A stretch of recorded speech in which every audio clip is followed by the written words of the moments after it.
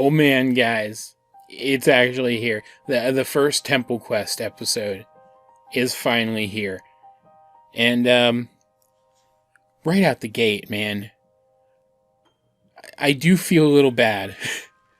I got so hyped up about this episode that even though I'll go ahead and spoil things for you, this is an excellent episode with some really solid lore stuff, some good character stuff, and even tons of possible lore stuff in the background that I haven't even begun to dig into yet. I don't even know if I'm going to have time to dig into all of it. There's so much stuff in the background of this episode that could be lore stuff.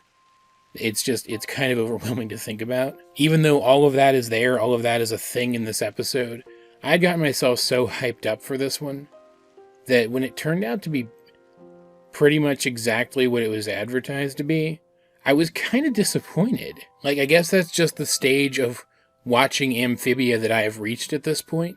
This show is so consistently good and so consistently delivers on the promises of its premise that I am expecting it to go above and beyond what is essentially perfection, what is essentially the perfect form of itself. That I am expecting the quality of the show to increase more rapidly than it is realistic to expect. Like, I do think the show has been increasing in quality. I think it's been getting significantly better as it goes, even though it started super strong already. And so I'm kind of subconsciously wanting to rush it along, which is a bad idea, because I don't want more stuff packed in an episode. Not really, because that would just mean fewer episodes overall. And I don't want this show to end any sooner than it has to. The premise of this episode is, of course, that they have found the first of the 3 temples which correspond with the 3 stones on the music box. And it's Marcy and Anne at this point. Obviously, Sasha is still with... I can never remember his name. It starts with a G, right? I feel bad because I like the character. Grimes, is it Grimes? Is that what it is? I don't know. Tell me in the comments if I'm right or not. But she's still off with him and his merry little band, so she's not there. So it's a good thing that this turns out to be Marcy's temple, a temple corresponding with one of the girls who is currently here on this quest. And therefore it is an intelligence-based puzzle temple, because of course it is. What else could it possibly be? We all knew exactly what it was going to be, even before the characters got there and started working their way through it. It's basically a puzzle temple from an RPG. And the premise of it is so straightforward that you get it immediately. Like, literally the moment that Marcy starts solving the first of the 3 puzzles, it's clear what this is about. But at the same time, it's not really about that. On the surface, the purpose of the temple is to test whether or not she has the, let's say, emotional intelligence to set aside the thrill of solving puzzles, the thrill of being the smartest person in the room for the sake of others. It's a test of a hero. Because obviously, as I have speculated up to this point, the 3 stones grant power to 3 potential heroes with different traits that heroes require to be heroes. Like, we don't specifically know what those traits are going to be called in universe, except that now we have Marcy's as definitely intelligence. But I'm still thinking intelligence, strength for Sasha, and heart for Anne. And just the fact that we were told explicitly that Marcy's is intelligence is enough to, I think, confirm that theory. Or at least very nearly, anyway. And, like, the first puzzle is, like, a Rubik's Cube-esque thing, which causes Marcy to float above the room, but then it actually physically moves the room around, endangering anyone else who might be in it. The second puzzle is a super easy, and to the point that it almost could have been a Skyrim puzzle, floor puzzle, where Marcy has to work out which floor tiles aren't dangerous, and also open the door on the opposite side of the room. It's very straightforward stuff. The third one being the most interesting. It's a game of wizard chess. Yes, it's not exactly chess, and yes, it has a name in universe, but I don't remember what it was, and it was wizard chess, so I'm just going to call it wizard chess. Like, it was straight up the wizard chess scene from Philosopher's Stone. Right down to Marcy's companions taking the place of pieces on the giant moving chessboard. But they didn't play it straight. They added their own twist to the formula. And I'm not going to spoil specifically what it was, because it was really fun to watch. But it all boiled down to addressing the question of whether or not Marcy would be able to put her desire to be the best in the room aside long enough to realize that she was endangering other people. Because in the first room, she doesn't even notice that turning the Rubik's Cube device is moving the room and bouncing everybody else around, which is a funny scene, but at the same time, that's dangerous. And in the second room, she needed somebody to jump onto a second colored tile, and if she had gotten it wrong, if she was wrong about what the puzzle was, she would have endangered them. They could have died. And Anne almost did die when she tried, because it was still a dangerous situation regardless, because there are trap panels to every side of her once she is on that floor. And for the wizard chess trial, there are real people out there. She's risking the lives of real people by even playing the game. So of course the real answer is going to be to leave. And that's what actually solves the temple. Leaving. Giving it up. And in proving herself, at least the way I interpreted it, I could be wrong about this, but I think she showed that she didn't actually need the power from the stone anymore. Because, and again, this is a spoiler, like, definitely go watch this episode if you haven't. Holy shit, why are you watching this review if you haven't watched the episode yet? Once she actually goes to recharge the stone, it doesn't just, like, draw more green magic out of the earth or something, like I was honestly hoping it would, allowing the girls to keep their powers after they recharge the stones. It actually drains the power back out of Marcy and puts it back in the stone to recharge it. So clearly these trials, these puzzles, weren't about displaying the power itself, because she never actually used it.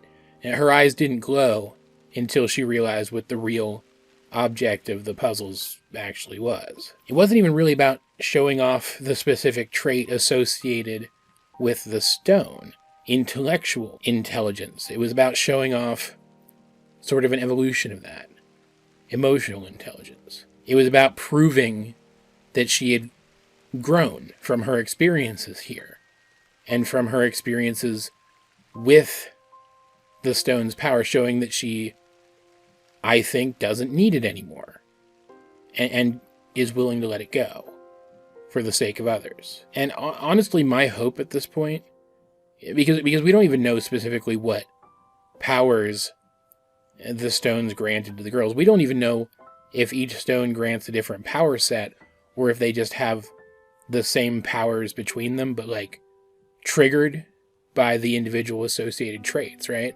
So my hope is that this means that Marcy, having completed her journey or whatever, however you would put it, can now draw upon these powers without actually having to have the stone magic within her, or something to that effect. Because if that's not what it means, then she doesn't have superpowers anymore, and that bums me out a little bit. Because again, we don't even know specifically what these superpowers are. We haven't actually specifically seen them yet. And it would really suck if the characters start giving them up before we even know really what they are. So I think there has to be more to this, that giving the power back to the stone isn't the end of things. And so there are a couple of scenarios here that I think could end up being the way things go in the end. I could definitely see, because we do see something at the end of this episode that alludes to a great danger to come in a more direct way than the past allusions to great danger to come. Anyway, so I think it's entirely possible that the girls, or at least Marcy and Anne, because again, Sasha's not really part of their group right now, could give up their power to the stones. They could give up their power to recharge the stones in anticipation of going home. But then, at some point in the future, they will realize that they did have power while the stones weren't charged, because they don't even know they have powers yet. That's another thing. They don't even know they have powers yet. I think at some point they could realize that they did and have to reclaim those powers in order to stop whatever is coming, to fight back against whatever is coming, at the risk of the stones not having power to send them back home. That they might have to risk their ability to return home in order to protect this world that has been housing them for all this time. I also still think that there is something up with these powers, because the music box seems to be, its purpose seems to be to summon heroes, or even just create heroes. Like, I don't think it necessarily has to summon someone from a different world. I think it could probably create heroes from people who are in and from Amphibia. Because I still think that portrait we saw a while back, the torn up portrait, was of 3 amphibians with these powers. And yet the box is known as a calamity box. So I still think it is extremely likely that either the wrong people, or maybe even just the wrong individual person, the king, I think, probably, if this is the case, and got the powers at some point and misused them, causing a calamity. Or maybe, just maybe, the terrifying eldritch creature that we see the king kneeling to at the end of the episode, and perhaps the darkness that has been hinted previously. I mean, I'm guessing.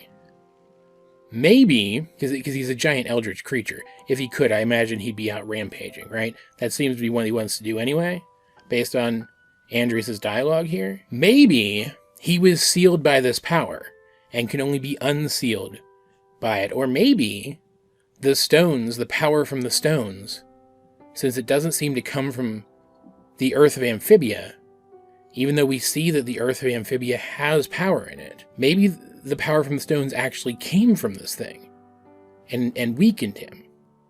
And that's why Andrias wants the fully charged box, so that he can, 1, send these girls, these heroes, back to their own world so they aren't here to screw up his plans.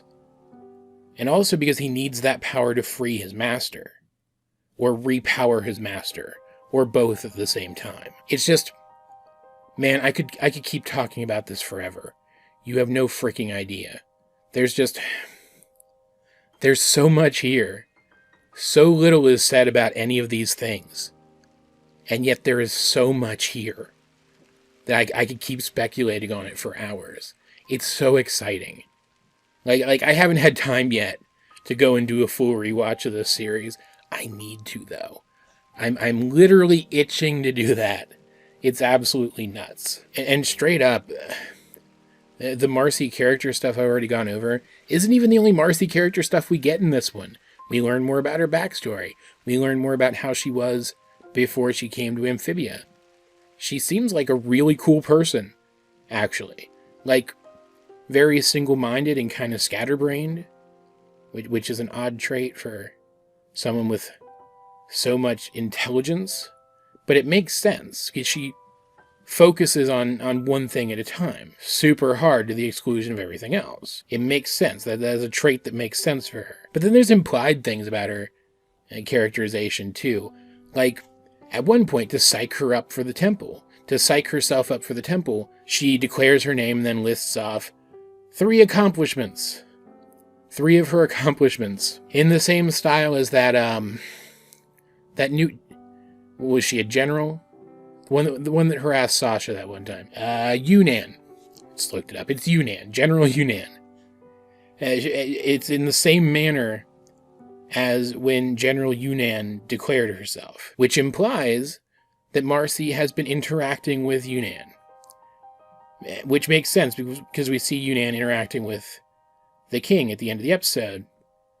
And I don't trust her at all. Like, I definitely don't trust the king, even a little bit anymore, but I don't trust Yunnan at all either.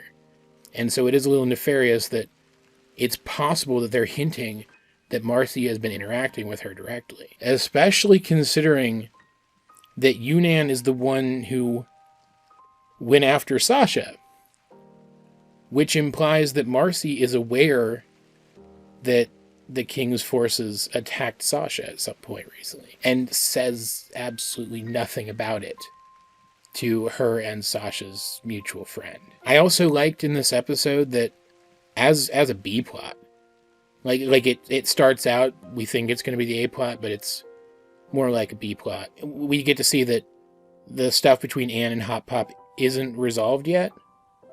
Like, Anne isn't about to run away from the family anymore, but she still feels like she's less part of the family than Sprig and Polly are, and it doesn't help that Hop Pop is trying to rush their full reconciliation, which just drudges it up, when Anne, she just needs time.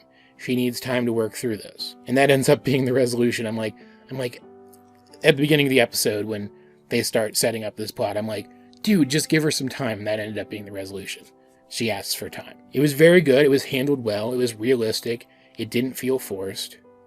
I liked it a lot. It's also worth noting that hearing the discussion of this is what gets through to Marcy.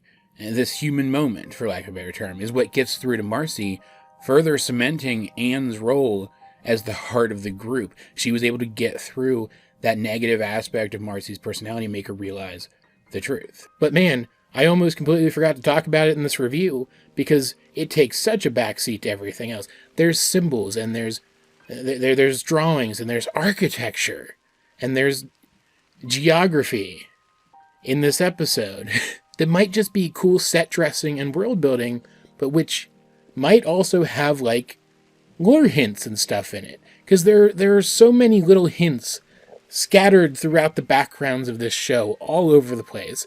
I have to expect that there are some here too. Like this review is barely a review at this point. It's devolved into me gushing about the episode and spouting random speculations, which I'm sure is fun for some of you guys. But I need to wrap this up because, as I said before, I could go on for literal hours here. To sum things up, Marcy gets character stuff here. It was really good. Still really like the character.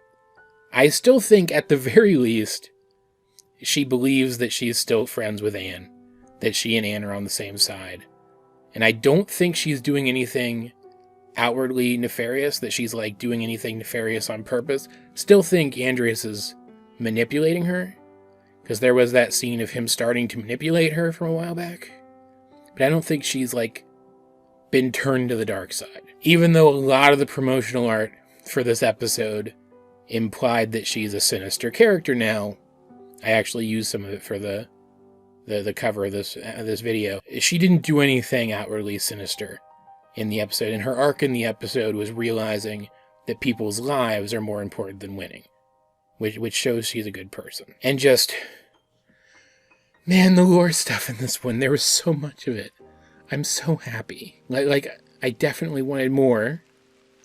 I'm always going to be wanting more, but it was so good. And I'm so happy to have gotten so much of it all at once. I guess, if anything, I'm a little annoyed that this episode didn't really focus on Sprig and Polly at all. They were just kind of there to react to the conflict between Anne and Hop Pop. They could have not been in the episode, and things would have been pretty much the same. Like, it helped with Marcy's development that they were there to be involved in the wizard chess game, but I could totally see a version of this episode where the same lessons are learned and the same general things happen that doesn't involve them at all, and that's kind of a bummer. But yeah, this one's excellent. And once they recharge the stone, it does start pointing towards the next temple, alluding to the next temple quest. It didn't need to, because obviously we know the next temple quest is coming up, but it was nice that they alluded to it for us, creating some inter-episode continuity. But seriously though, I was already super hyped about this show, and somehow my hype level got higher. And I couldn't be happier about it. All of that said though, as per usual, I'd like to know, what did you guys think of the first temple, if you have seen it? Could you even follow this review? I couldn't, and I'm the one making it. Let's get a discussion going in the comment section down below. And while you're down there, please like the video and share it with anyone else you think might enjoy my content. And subscribe if you haven't. I'm trying to get myself out there, and I'd really appreciate it if you guys could help. You can also check out my social medias. Links to those will be in the video description. But either way, this has been AJ22, and I will talk to you guys later.